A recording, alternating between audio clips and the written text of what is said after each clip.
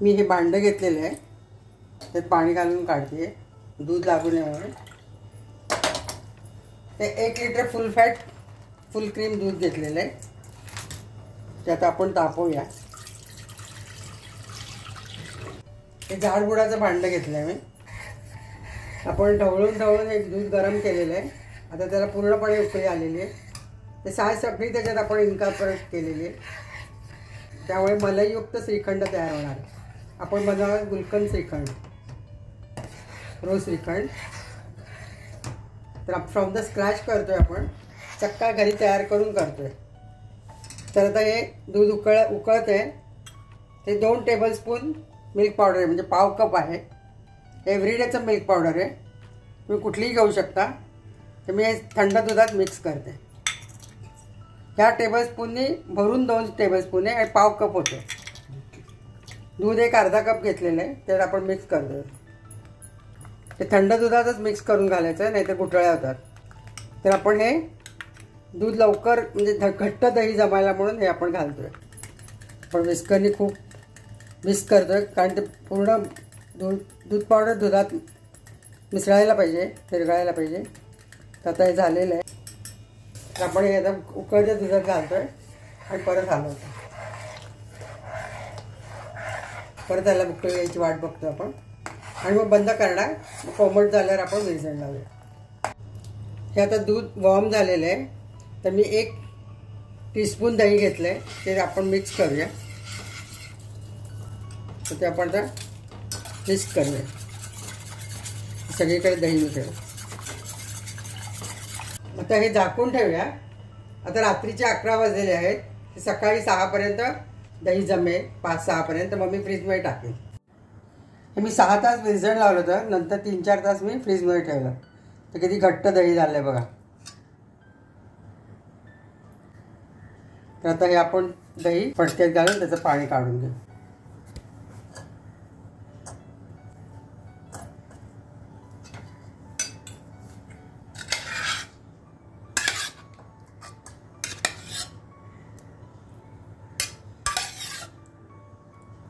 असं मस्त वड्या पडतात असं दही झालेलं आहे. असं आता पातळ फडक्यामध्ये आपण बांधून ठेवूया. आपला 1-2 तास तरी हे बांधून ठेवायला लागेल. त्यातलं पाणी पूर्णपणे जायला पाहिजे. आपला चक्का तयार होईल, मग त्याचं आपण श्रीखंड बघूया. स्टँडला लटकवून ठेवते आणि खाली याचं पाणी पडेल. ते पाणी पण आपल्याला फेकायचं नाही. तुम्ही ते पाणी कढी वगैरे करू शकता, पिठल्यात घालू शकता, किंवा ढोकळा वगैरे करायचं त्याच्यात घालू शकता. हे असं आपण दही बांधून ठेवलं होतं, 2 तास ठेवलं आहे. तर त्याचं एवढं पाणी निघालं आहे. हे तुम्ही थोडं मीठ घालून साखर घालून पिऊ शकता. त्यात व्हे प्रोटीन असतं. ते पाणी फेकायचं नाही, कशातही यूज तुम्ही कढीत वगैरे यूज करू शकता. तर आता आपण हे आपला चक्का तयार झाला आहे, हंकर्ड म्हणतात. आपला चक्का तयार झाला आहे. तर साधारण हे मोजलं तर कपाने आपल्याला 2 कप असेल. तर 2 कपाला आपण साधारण 4 चमचे साखर घालणार.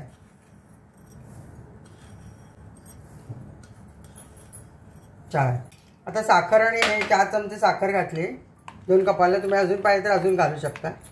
तर हे आपण आता गाळणीतनं गाळून घेऊया, म्हणजे एकदम स्मूथ सिल्की असं मुलायम मखमली श्रीखंड तयार होईल.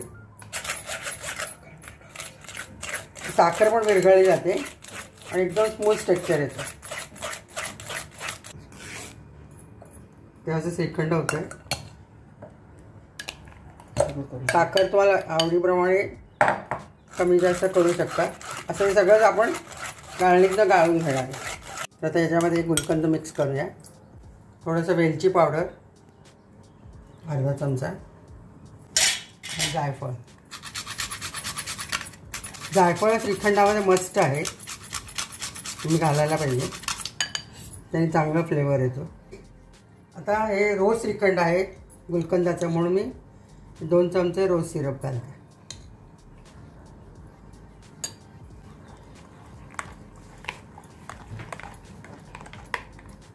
रोज सिरपमध्ये पण साखर असतं, गुलकंदमध्ये पण साखर असतं, म्हणून आपण थोडी साखर कमी घातली. पण तुम्हाला हवी असेल तर अजून घालू शकता.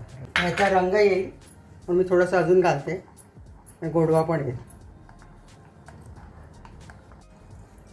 हे ब्लांच आल्मंड आहे, ते थोडे मी काप करून घेतले. बदाम ते घालूया. थोडेसे पिस्ते, थोड्याशा गुलाबाच्या पाकळ्या आहेत ते पण घालूया. असं आपलं गुलकंद श्रीखंड तयार झालेलं आहे. सुंदर कलर आलेला आहे, ते तुम्ही बघा. असं म्हणून थोडंसं पिस्त्याने आणि बदामाच्या कापाने सजवूया. थोड्याशा गुलाबाच्या पाकळ्या पण घालूया. थोडंसं रोज सिरप घातलेलं आहे. आपलं मस्त श्रीखंड तयार झालं. असं आपलं गुलकंद श्रीखंड, रोज श्रीखंड तयार आहे. या गुढीपाडव्याला तुम्ही नक्की करा. खूप टेस्टी झालेलं आहे.